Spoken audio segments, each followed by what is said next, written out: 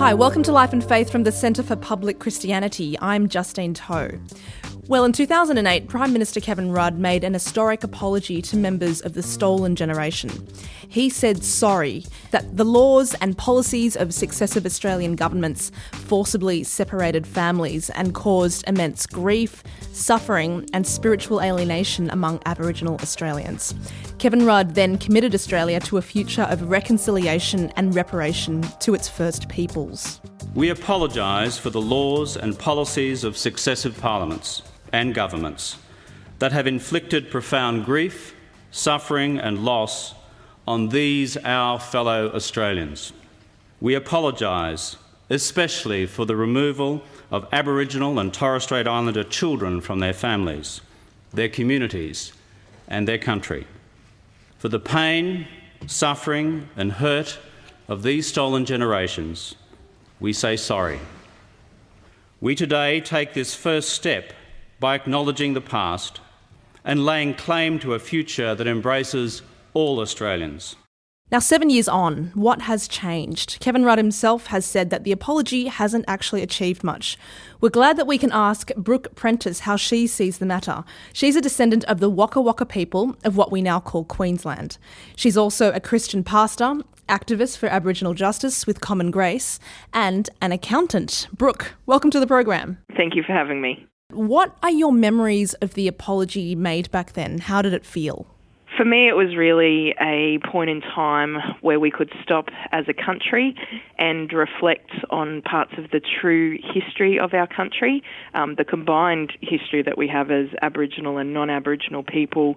It was a significant time of healing for Aboriginal people because we finally got an apology that we had been after for hundreds of years.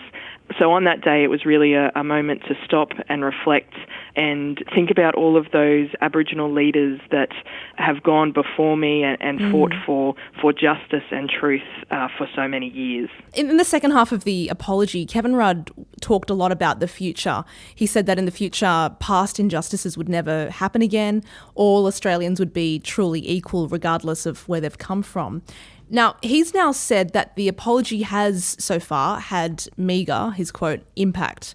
Do you think that the apology has achieved anything, or are those grand hopes still as relevant today as they were back then? Those grand hopes are still as relevant today as they were back then. With the apology came that great point of time in our modern history, but when I reflect on it now, our people that were affected by the stolen generations are still very much suffering trauma and grief as you would. We now talk about the new stolen generation. So for us, it's nearly like our hopes and our dreams have been dashed because we're still having the same conversations and trying to protect the next generations from being removed from their families as well, which is still causing so much grief in our communities. And I guess the other thing to reflect on the apology, a lot of non-Aboriginal people that I talk to are like, oh, well, we've said sorry, but we only said sorry for the stolen generations. We didn't say sorry for stolen land or stolen wages. Still, pretty much 99% of people that I talk to have never heard of the concept of stolen wages. And so we still have so much truth-telling to do in our country, and we're still fighting so many areas of injustice facing us as Aboriginal people. Actually, just on that point, Brooke, do you want to tell us a little bit about the stolen wages, just in a nutshell?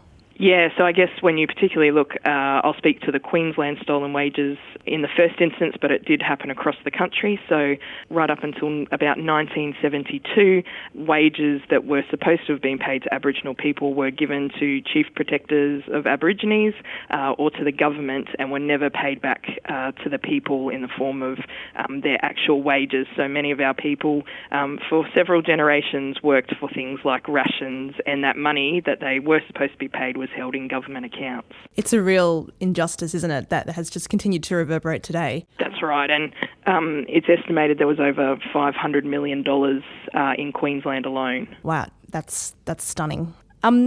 Australian governments often talk about, closing the gap. This is the language that's used between Aboriginal and non-Aboriginal Australia. Now, what would need to change in order for the gap to actually close? What does justice look like for Aboriginal people? I think we really need a mindset change in our country that the government continues to not build the correct relationships with us, not come and sit down with us and yarn with us. I believe so many of the solutions to issues that our community are facing are within our community, but the government continues to not listen to us, as the church also needs to do a lot more listening.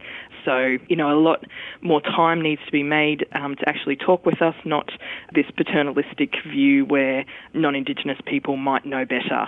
Your life calls upon you to move in different worlds and mix with a lot of different people. You've got a finance background. You also do a lot of social activism through TIA, Voices for Justice. I hear you also are the organiser of an Aboriginal Christian ministry called Grass Tree Gathering. How optimistic are you that people who come from very different backgrounds and perspectives can work and live well together? Is reconciliation a realistic hope? People often ask me about this word reconciliation, and it's a word that I find difficult at the best of times. I prefer to call it friendship, that we actually need to be working on friendship between Aboriginal and non-Aboriginal people, because with friendship it's about relationship, but actually listening and learning from each other, not just from one side. And that's what I think we really need to be doing. And yes, a lot of people have told me that that's extremely difficult, that reconciliation can never happen, but when we have that attitude, of course it's not going to happen. For me, it's about building an Australia that's built on truth and love and justice, and that's when we can have hope for a better future for all Australians. It's not just for us as Aboriginal people, but all sectors of Australia, but particularly for Aboriginal people, it's vitally important. And do you have any experiences that give you hope that things might be changing? Well, one of my experiences has been I talk in a few different high schools across the country, and one of the surprising things for me is often when I talk, high school-aged students come up to me and simply say sorry, and say sorry with tears in their eyes, sorry that they never knew these things that I'm talking about. So there isn't a barrier for that next generation as they're starting to hear these stories. And I think that's a very powerful thing that's happening. And I think there's a real hope in the next generation. And I do also want to acknowledge there are some non-Aboriginal people that have walked with us for many years in our fight for justice. And I also pay respects to them. If you've just joined us, you're listening to Life and Faith from the Centre for Public Christianity. We're talking about reconciliation for National Sorry Day. Now, a prayer was written by the Aboriginal and Islander Commission from the National Council of Churches in Australia. Let's have a listen. Almighty and loving God, you who created all people in your image, lead us to seek your compassion as we listen to the stories of our past. You gave your only Son, Jesus, who died and rose again so that sins will be forgiven. We place before you the pain and anguish of dispossession of land, language, law, culture and family kinship that Aboriginal and Torres Strait Islander peoples have experienced. We live in faith that all people will rise from the depths of despair and hopelessness. Aboriginal and Torres Strait Islander families have endured the pain and loss of loved ones through the separation of children from their families. We are sorry and ask your forgiveness. Touch the hearts of the broken, homeless and afflicted and heal their spirits. In your mercy and compassion, walk with us as we continue our journey of healing to create a future that is just and equitable. Lord, you are our hope. Amen. I'm Justine Toe and my guest is Brooke Prentice, a descendant of the Waka Waka people from Queensland. She's also a Christian pastor and a social justice activist. Now, it's Reconciliation Week, Brooke, not quite Friendship Week that you were talking about. Is there a spiritual friendship in some ways that needs to happen between Aboriginal and non-Aboriginal people to make justice more than a matter of policy? Often what happens in our country is that non-Aboriginal people simply don't know Aboriginal people. The statistic I've heard is that about 90% of non-Aboriginal Australians don't know an Aboriginal person. So when we don't know each other, we're getting our information from sources like the media, and that's not painting a true reflection of our communities.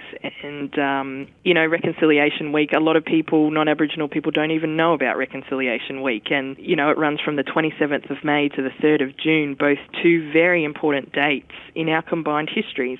The 27th of May being the commemoration of the 1967 referendum, and the 3rd of June being the Mabo case, where the lie that our country has lived up until 1992, the lie of Terra Nullius, was finally overturned. The idea of empty land, you mean? Yep, land belonging to no one, whereas we now know that in 1788 it's estimated there were 1 million Aboriginal people across this land.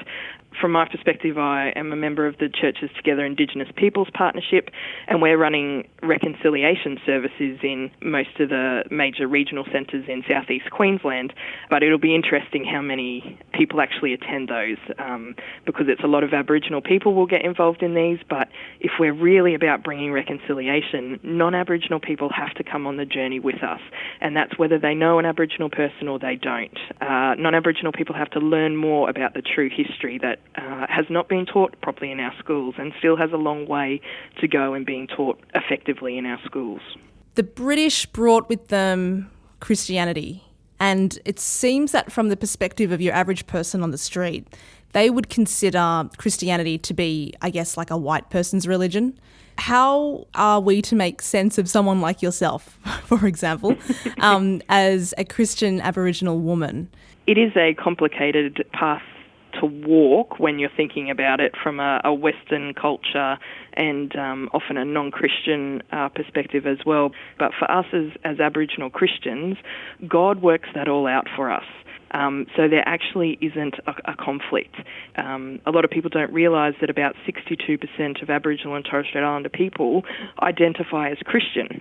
That's why we can come together in things like the Grass Tree Gathering across language barriers and across different church barriers, because we come from all different denominations, and it's a real time of togetherness. In a sermon that you gave recently at a church in Queensland, you said, and I quote, "We are faced with so much adversity, including racism, highest rates of suicide in the world, life expectancy gaps, statistics that have us on an equal footing with some third world countries, statistics that have faces and names. Our only hope is Jesus." Now, people may be really stunned to hear you say that in the face of Aboriginal disadvantage, Jesus is the only hope. Why do you believe that? For me, it's because Jesus stood for love, and if we truly love one another, then we wouldn't have things like racism.